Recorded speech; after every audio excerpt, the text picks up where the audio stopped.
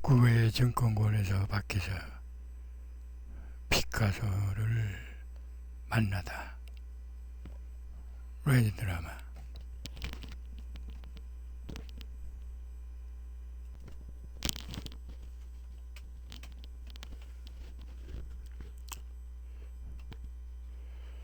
음, 1916년 8월 어느 날 피카소를 중심으로 에릭 사티, 장, 곱토, 샤갈 등의 젊은 보헤미언들이 파리 몽파르나스 로통드 카페 인근에서 우르르 몰려다니며 다양한 포즈로 사진을 찍었는데 그날이 누구 생일이었나 봐요. 피카소 생일은 아니고 마침 장 곱토가 자신의 모친의 흑백 사진기를 들고 나와서 모두들 들뜬 심정으로 찍은 거야. 그때만 해도 카메라가 드물어 사진 찍는 일을 무슨 큰 행운이나 경사쯤으로 여길 때였으니까. 내가 그때 30대였는데 그 보헤미언들 중에서 그나마 돈벌이가 제일 나았어. 모두들 굶기를 밥 먹듯 하는 신세였는데 난 그림을 약간 팔아. 형편이 그런 대로 괜찮았지. 그러니 자연스레 내가 사진의 주인공이 된 것 뿐이고. 피카소는 그날 또 젊은 엘레강 빰모를 대동하고 나오셨는데요. 피카소. 걔는 파크렛 제들로라는 20살쯤 된 배우 겸 내 작품 모델이었어. 에바가 죽고 난 후 그 애와 잠깐 연애도 했지만 근데 걔 또한 사내를 밝히는 타입이라 오래 못 붙어있고 곧 레이몽 바리웨란 잘생긴 의사한테 갔어. 한참 뒤 경악할 일을 저지르더구만 걔가. 10년 뒤에 파크렛은 언론 출판 사업 등을 하러 다니며 우린 정식 결혼한 적이 없는데도 피카소 정식 부인이었다고 내 이름 파느라 정신이 없더구만. 그랬군요. 그런데 그날 다양한 다국적 마이너리티들과 모여서 무슨 대화를 나누셨나요? 그냥 사진만 찍지는 않았을 것 같아요. 피카소. 그때 시대 상황이 난잡하고 막막한 시기였어. 1차 대전 중이라 군대에 잡혀가느니 기피하고 도망다니느니 또는 전선에서 부상을 입고 귀향하니 이도저도 아닌 유태인이나 제3세계 출신자들 등등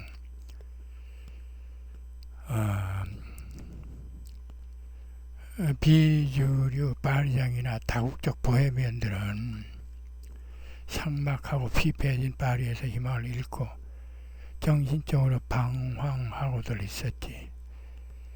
그런데 그날 모인 마이너리티들의 숙명적, 운명적 동질성이 서로를 끈끈하게 맺어 주었는데 새로운 예술, 현대 예술이야. 폴란드 출신 저니 시인 자콥이나 이태리 출신 페인터 모딜리아니, 스페인에서 온 나 무명 페인터 키슬링, 러시아 시골뜨기 샤갈 등의 유태인들 등등 그 모두가 파리에 온 것은 각인된 전형이 아닌 인간의 영혼을 위한 예술을 하고 싶어서였지. 우리 모두는 반 아카데미즘, 아방가르드 정신이 투철한 예술적 레지스탕스였는데 자유롭고 독창적인 새 예술을 열망했지. 그 미래지향적 시대부합적 전 예술이 어려운 시기임에도 우리들을 하나로 묶는 한 곳으로 향하게 만든 공통 분모였지. 그때 피카로는 그림값이 비싸지는 않았지만 팔렸으니 그럭저럭 삶을 이어갔겠지만 장곡도 모딜리아니 아폴리네르 등 다른 사람들은 무명의 작품 거래도 거의 안 되어 먹고 살기가 어려웠을 것 같은데요. 피카로 노숙자들처럼 살았지. 누가 돈이 있으면 그걸로 싸구려 보리빵이나 사서 같이 끼니를 때웠고 누가 원고료라도 한 푼 받으면 압생트를 한 병 사고 또 누가 연주료라도 받으면 서커스도 가고 그런 식으로 하루하루 근근히 때웠지. 그때 나는 조그만 스튜디오를 마련해서 작업 겸 숙식으로 해결했지만 대부분은 몽마르트 언덕 중간쯤에 위치한 세탁선이라는 낡은 쪽방집에서 빵 한 개, 빵만 한 석탄 한 개를 예상으로 사오기도 하고 구걸도 하고 그런 식으로 하루하루 버티는 실정이었어. 노숙자나 다름없는 생활을 하면서도 우리는 어떻게 하면 경당 안의 인본주의가 아니라 거리의 인본주의 예술을 할 수 있을까를 두고 토론을 했지. 세탁선에서 로통드에서 라팽 아질에서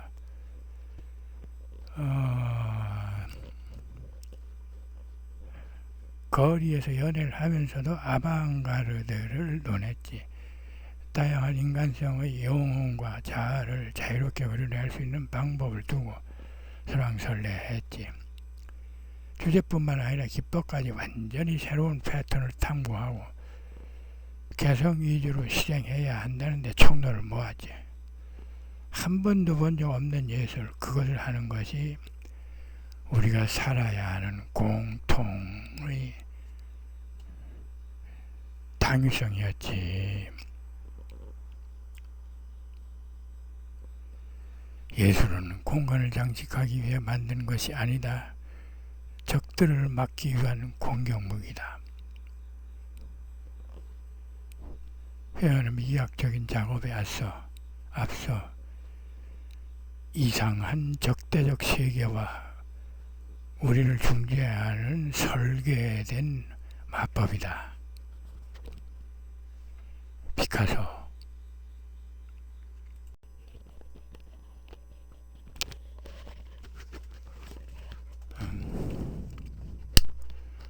스페인에서 세계적 박물관, 미술관,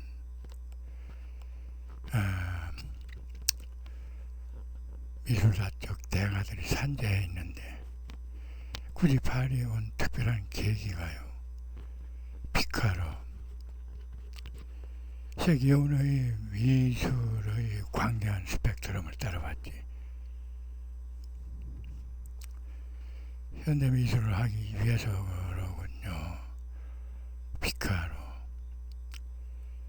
마드리드의 프라도 왕립박물관, 바르셀로나 포블레 에스파뇰, 카탈루냐 국립박물관, 그리고 벨라스케스, 고야, 라운 카사스 등 스페인은 세상 최고의 미술관, 박물관, 화가들이 넘쳐나는 곳이지만 내가 하고 싶은 미술을 전시하거나 교육하는 데는 없었어. 반면 파리는 당시 인상판이 야수파, 표현주의, 포스트 모더니즘 등 현대적 감각의 미술이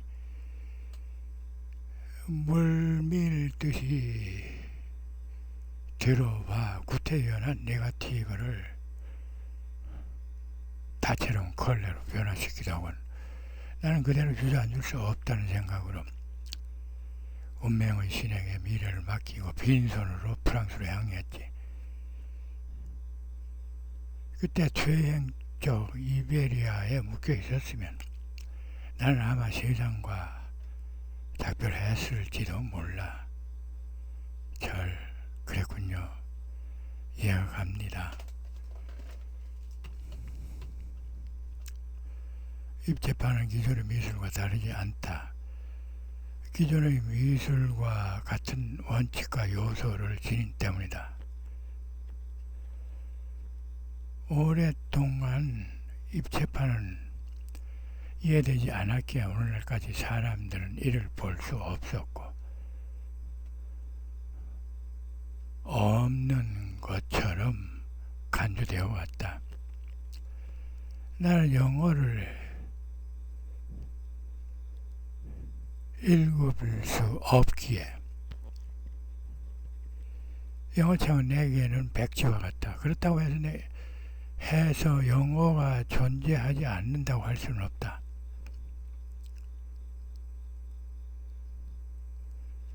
내가 모르는 것을 이해하지 못한다고 해서 내가 아닌 다른 누군가를 탓할 수 있겠는가? 피카로 20살쯤에 바르셀로나에서 전기기관차에 무임승차해 파리로 올라왔지. 파리에서도 빈털터리에 뚜렷한 목표도 잡지 못하고 한동안 방황했어. 23살이 될 때까지 스페인과 파리 모두에서 자리를 틀지 못하고 급기야 염세에 빠져 굶기 일쑤였고 우울증도 깊어지고 또 집도 없었고 그 궁핍과 고독 속에서 나는 절친 카사에 맞서 이 자살을 지켜보면서 허무, 고독, 절망에 사로잡힌 창백한 내 영역을 발견했고 그것이 그 캔버스에 나도 모르게 창백한 청색을 나타낸 거였어. 슬픈 청색 시대의 슬픈 시그널이군요. 피카로 23살 되던 1904년 잠자리도 마땅치 않아 떠돌던 나를 딱하게 여긴 전임 시인 막스 자코브의 소개로 몽마르트르 언덕계 라비앙가에 있는 낡은 쪽방집 세탁선에 협소한 스튜디오를 하나 얻어 비로소 파리에 정착했지. 그것은 거리의 악사, 약장수, 무명화가, 샹송, 가수 등의 하루 인생들이 제대로 사는 노숙자 수용소 같은 집이었어.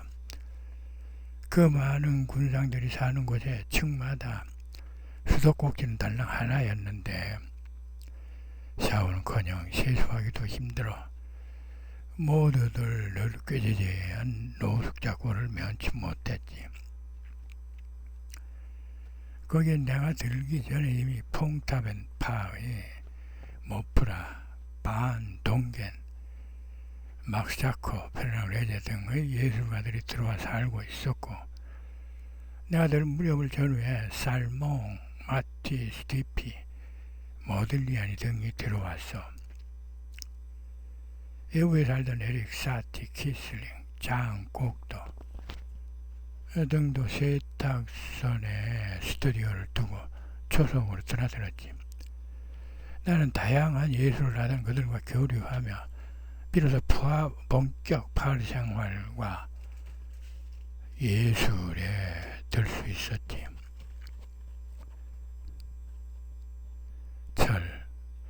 피카로가 무한한 확장되는 계기를 제공했군요. 세탁선이. 피카로. 그래.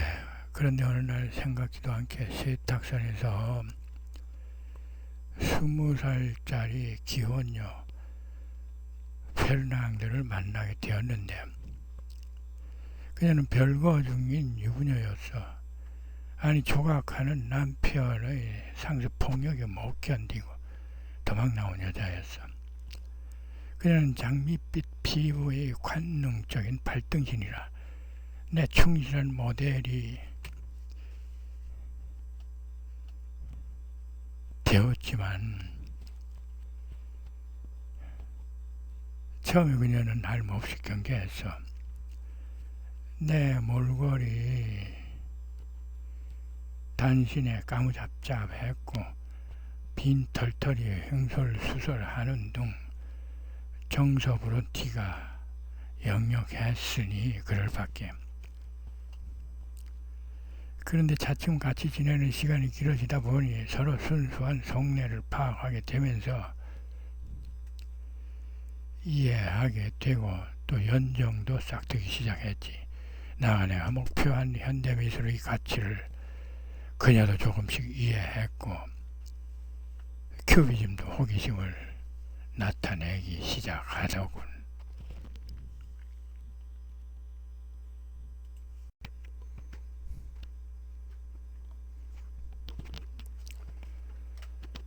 페르낭드를 만난 것도 행운으로 작용했군요. 피카로. 그래 참 막막하고 궁적한 저지에 내 영육은 구겨질 대로 구겨졌는데 세탁선에서 역동적인 페르낭드를 만나면서부터 차츰 치유되었지. 불안은 가고 대신 희망을 갖게 되었어. 나는 안정과 사랑을 동시에 얻은 덕에 그때부터 저절로 따스하고 열정적인 붉은색 계율을 쓰게 되더구만.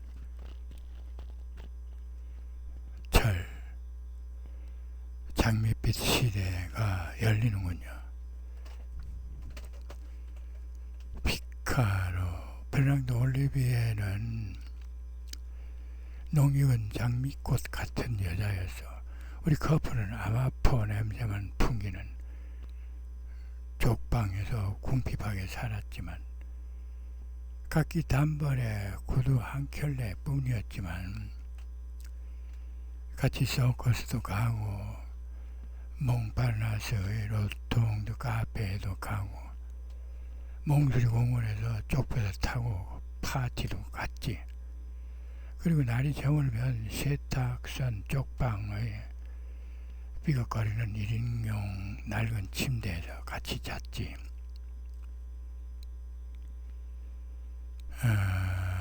세탁선에서 페르낭드를 만나고부터 나는 영육과 예술, 에로티시즘 모두 안정을 찾으면서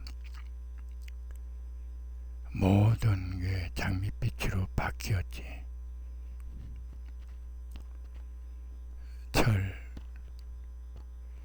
세탁소는 피카로의 작품뿐만 아니라 심리적으로도 일대 전환의 계기가 되는 역사적 공간이었군요. 피카로뿐만 아니라 그때 그곳에 머물던 다른 예술가들도 다들 뒷날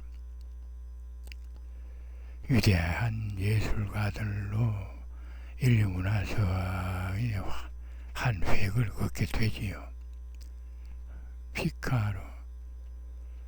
세탁소는 내 정신적 창작의 고향이고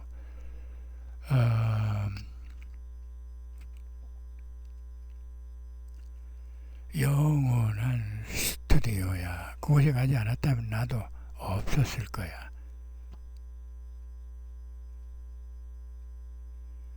오직 색채뿐, 꿀벌은 재갈을 갉아먹고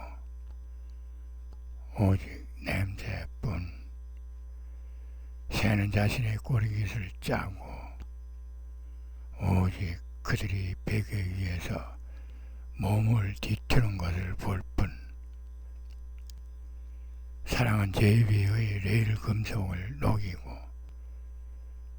오직 머리카락뿐.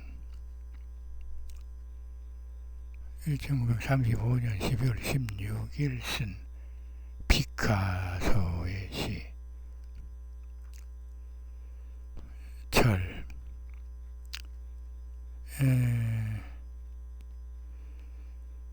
이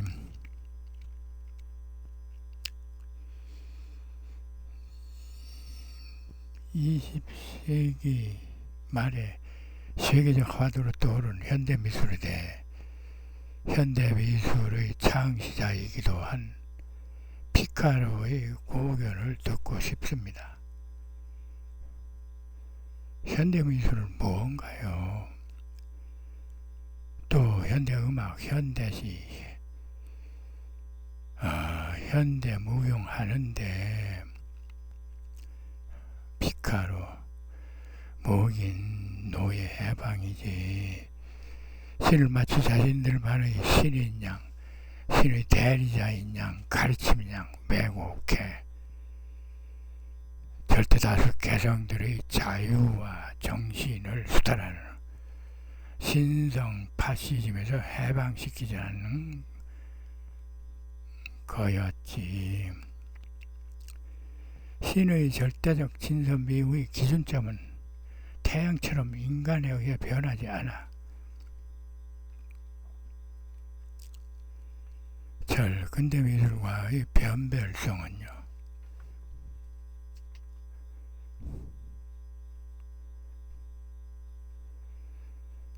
피카소. 현대미술은 대략 19세기 후반에 태동되고 현재까지 진행되는 미술이며 근대미술의 뒤를 잇는 미술이지. 대개 현대미술의 시작을 인상주의의 등장기로 여기는데 곧 탈근대미술과 같은 시대성을 공유하지.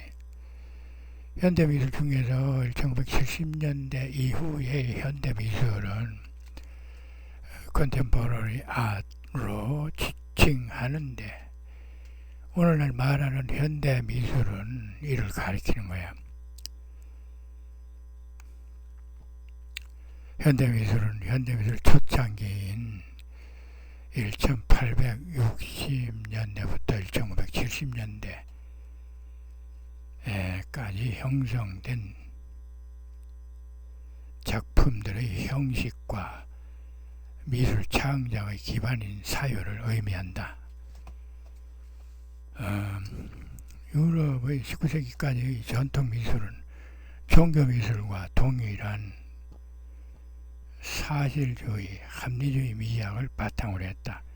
이 사실주의는 현실과 자연, 신의 동정을 빈틈없이 재현해야 했다. 모든 조형수단은 이 전통이라는 지고지순한 지상명령에 복종해야 했고 독자적인 조형 언어, 미술의 자율성, 순수성 등의 주체성은 원천 봉쇄되었다. 현대미술은 지난날 사실주의, 자연주의, 낭만주의, 합리주의 등의 도식적, 형식적 미술관의 고답성에서 탈피해 당대를 보듬는 모더니즘 정신을 추구한다. 현대미술가들은 다양한 자유의 시각으로 창작하면서 새로운 재료와 방법을 실험해 미술의 진면목과 목표에 한 발 더 다가선다. 현대미술 초창기의 미술운동의 목표는 순수의 의지, 순수의 노력이었고 이 순수는 조형 요소들, 즉 색채와 형태의 순수성이다. 20세기 전반 미술은 미술의 자율성과 순수성에 대한 각성과 정방향의 노선을 모색한다. 르네상스 이래 미술의 유일신인 사실주의 전통의 반동으로 새로운 조형적 질서를 바탕한 순수 형태의 조형성과 색채의 독자적인 표현을 추구하면서 탄생한 것이 추상미술이다. 차츰 현대미술이라는 이름 아래 다양하고도 획기적인 미술운동이 일어났다. 사실주의 폭파인물을 띠고 태동한 인상파, 야수파를 필두로 독일의 표현주의, 프랑스의 입체파, 순수주의, 절대주의, 다다이즘, 시르레알리즘, 이탈리아의 미래파, 소련의 시프레마티즘, 구성주의, 네덜란드의 신조형주의 등 20세기 미술은 진선미의 다원, 다각, 다양성의 신세계를 창조해 각각 구축했다.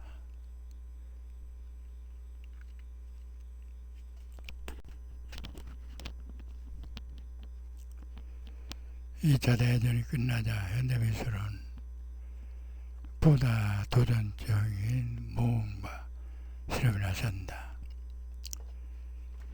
급진적인 앵포르멜, 액션 페인팅을 등장시켜 전쟁 이전의 고답적 추상미학의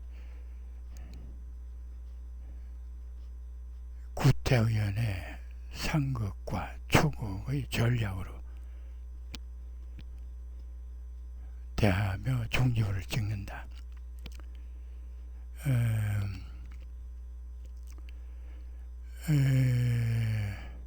또 전쟁 전의 이점 중심의 미술이 전후에는 아트 중심으로 체인지업된다. 대표적으로 팝아트, 옵아트, 키네틱 아트 를 경험하고 현재 개념 미술 등으로 전개된다.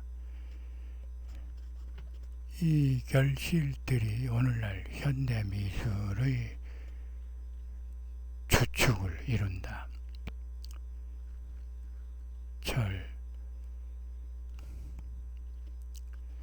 컨템포러리는 시대적 구분 이외에 대내어적 독자적 지향성과 퀄리티는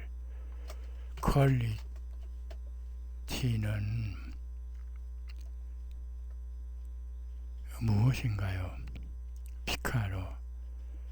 컨템포러리는 친화적 자세로 모두가 유유상종하자. 그러니까 시공의 사물들과 공존하는 상태를 말하는 것이야. 즉각적인 것, 당대 산물, 동시존재, 동시공, 동연배, 동반 등등의 포괄적 동시대를 내포하고 있지.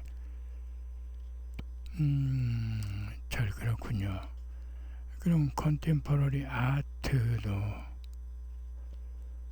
피카로 현대미술의 일환인데 1970년대 이후의 현대미술을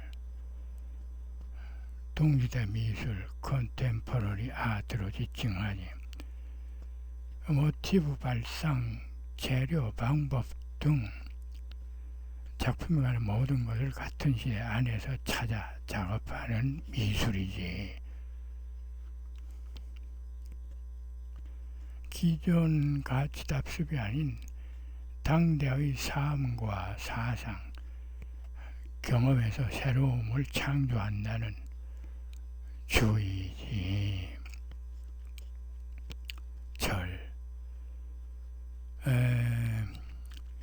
모던 아트 현대미술과 컨템포러리 아트의 차이점은요.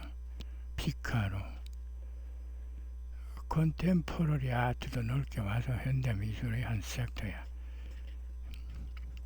현대미술 사조는 19세기 중반에서 20세기에 이르러 나온 당시 관점의 현대미술을 가리키는데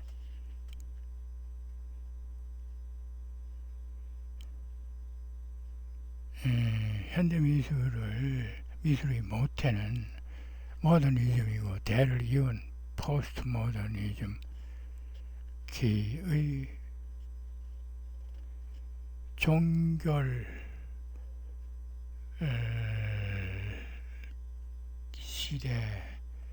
시대쯤에 현재의 컨템퍼러리가 새로이 혼재되는 상황에 이르게 되었어. 서구에서 도시화, 산업화, 세속화, 미래화된 사회와 타협 공존하기 위한 방편으로 만든 거지.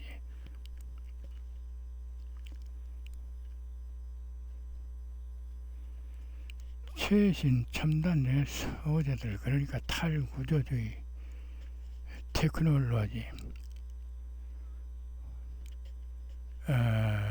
정신의 해체, 신의 착오 등의 반작용으로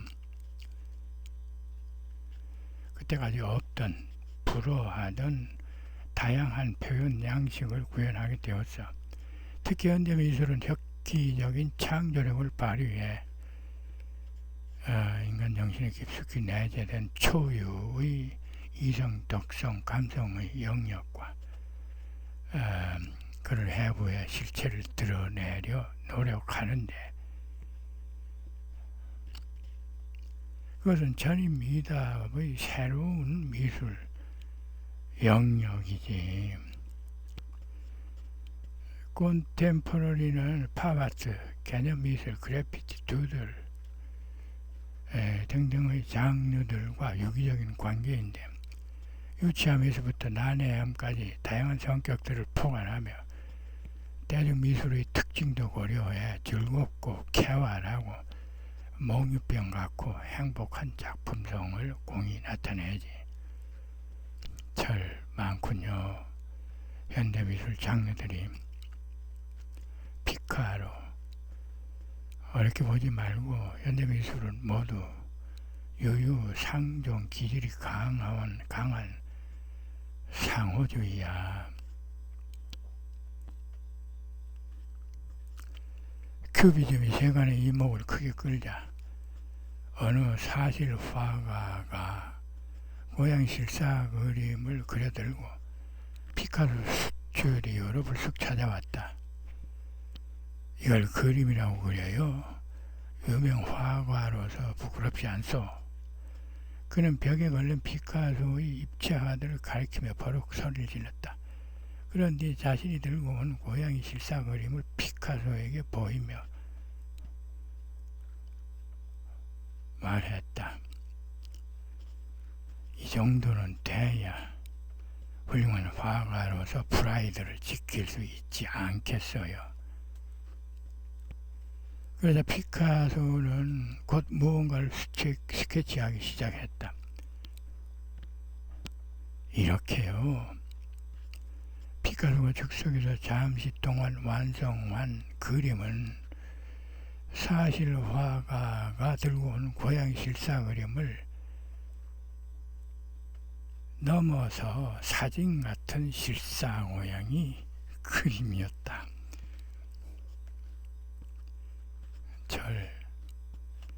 현대 음악과 현대 문학, 현대 무용, 현대 사진도 등도 넓게 보아 같은 의미죠. 피카소 마찬가지야. 20세기 이후에 조성된 진선, 미화, 인본주의의 형상화를 현대예술이라고 하는 거지. 그러니까 가치관이나 사상, 희망을 작가 주관대로 창조하는 것이지. 신이라는 이상 속의 고정과 눈에 보이는 대상의 빈틈없는 재현이 아니라 주관적, 개성적 묘사이지. 1906년 나는 몽마르트르의 낡은 세탁선에서 입체화 아비뇽의 처녀들을 완성했지. 석탄을 못 사 난로도 못 피우고 쫄쫄 굶어가며 그린 입방체 그림이야. 그런 사람들은 내 작품을 왜곡, 폄하부터 하더군. 그 그림을 본 마티스, 브라크, 아폴리네르 등등 모든 사람들이 날 미쳤다고 했어. 그러나 보다시피 나만의 큐비즘은 종국엔 승리했어. 현대미술이 답습미술을, 문맹이 중세를, 새로움이 구태의연을, 기약이 일과를 이겨낸 거지. 그것은 인간 정신의 진보를 증거하는 나의 항변이었지.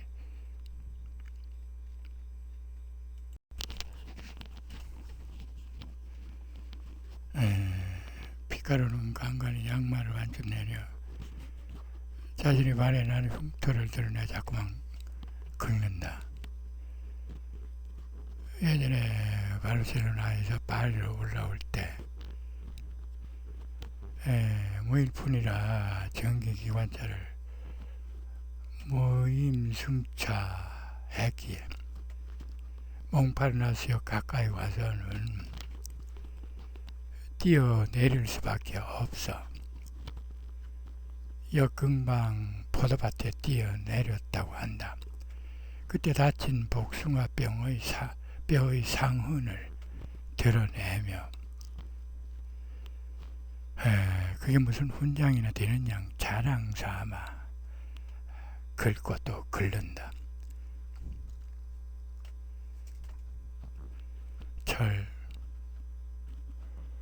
독자적 사유나 가치관을 소신껏 펼치는 것이 현대미술이라고 생각합니다. 그림이 언제까지나 고착된 대상을 재현하는 사진 역할은 할 수는 없지요. 1차원 친위대로 소모될 수는 없지요. 미술과 사진은 시대부합적 정체성을 인식해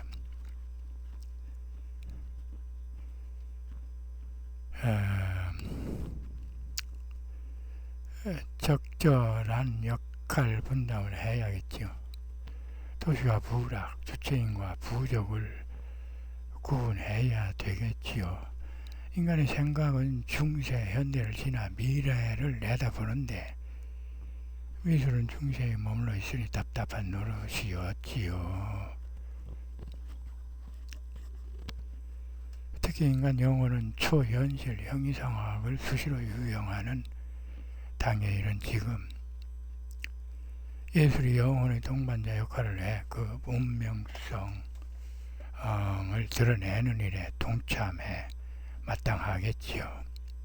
피카로. 내 컨템포러리는 큐비즘이지. 난 진화 초기의 원초적 기능이 지정해준 대로 눈, 코, 입, 등을 평면으로 늘어놓았지. 유인온기에 오착된 이목구비는 굳이 재현할 필요성을 못 느꼈지. 그냥 두고 보면 되지 따로 재현할 필요가 없다고 생각했어. 그리고 종교예술은 신의 도구이지 예술이 아니야. 현대들은 종교와 예술은 엄연히 별개로 굳어졌어. 인간과 예술은 덩치이지만 신과 예술은 여전히 부둥치요.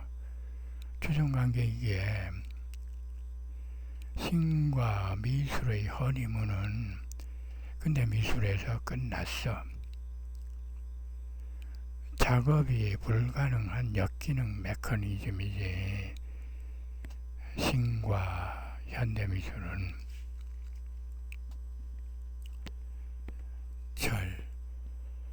피카로의 탈근대미술, 컨템포러리인 입체미술의 발상 동기는요. 피카로, 다니엘 캄바일로 갤러리에서 1908년에 열린 조르주 브라크의 스타크 풍경화 전시회 때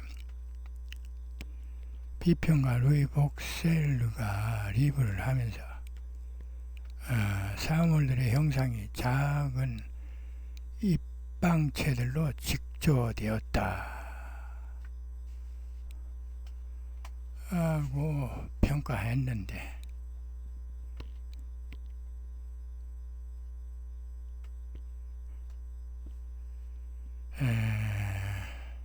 그렇게 그렇게 탄생한 새로운 미술 유파이지.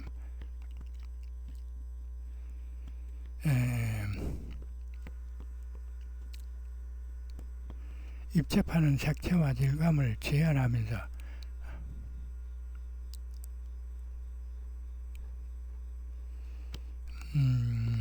대상을 단면으로 분해한 분석적 입체파에서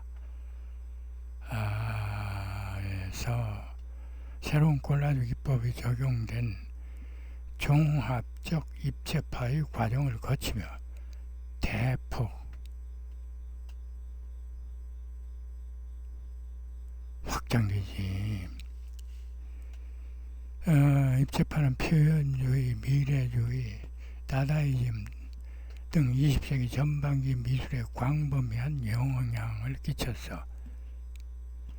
미술 사학자들은 입체주의가 서양 미술의 혁신을 불러왔다고 하는데, 로버트 로젠블럼은 큐비즘은 아인슈타인, 프로이드의 발견과 같은 혁명이라고 평가했어. 또 다른 비평가 마크 핸들리프, 패트리샤 라이트는 입체주의는 회화, 조각, 사진에 국한된 것이 아닌 건축, 가구, 의상, 일상용품 등의 디자인까지 변모시킨 조형 혁명이라고 평가했어. 종래는 현대미술의 산파 역할도 했고, 입체주의가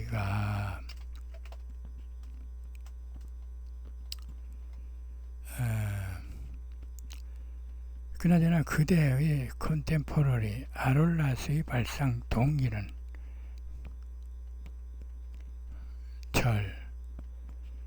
아롤라스는 섹슈얼리티를 시대상에 맞게 정립하려는 노력의 결과입니다. 형이상학적 창조자는 야훼, 형이하학적 창조자는 섹슈얼리티라는 전제하에 작업합니다. 섹슈얼리티는 인간의 관점으로 긍정이나 부정,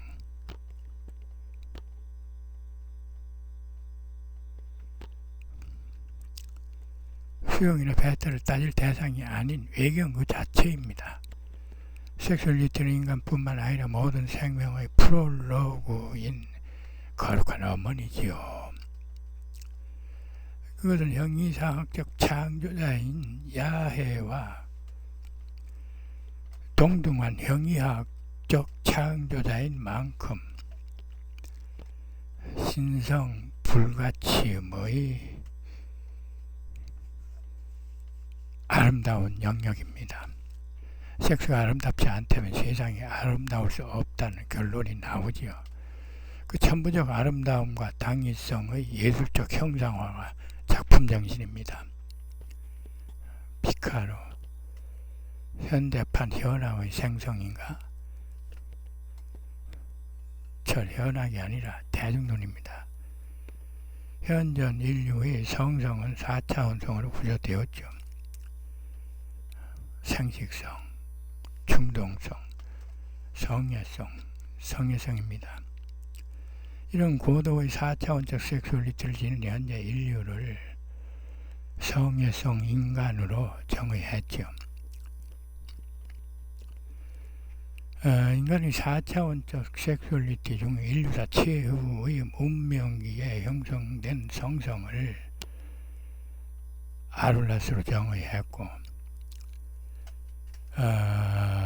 성애성의 완성을, 사랑의 완성을 아롤라스 피아로 정의했죠. 그 주체 아롤라스는 영혼의 동등률, 자아의 동질성을 쌓고 그대로 공유한 또 다른 주체를 만났을 때 완성된 사랑으로 결정됩니다.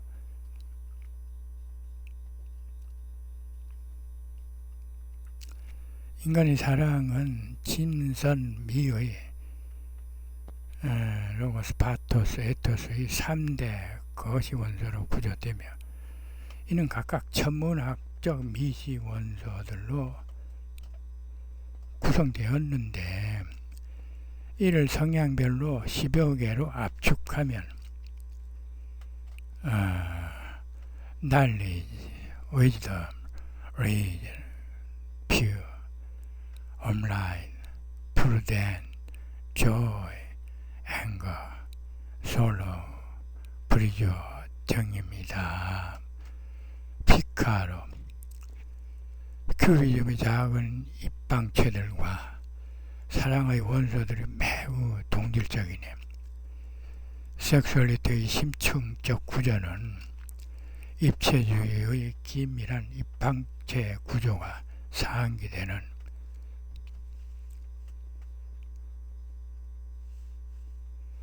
기하의 문자적 기호와 회화적 기호의 상징이군.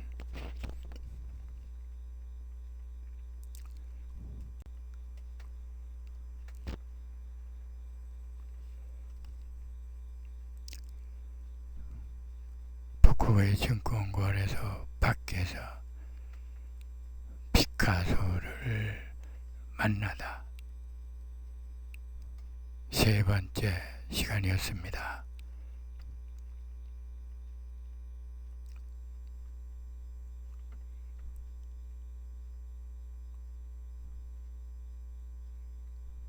감사합니다.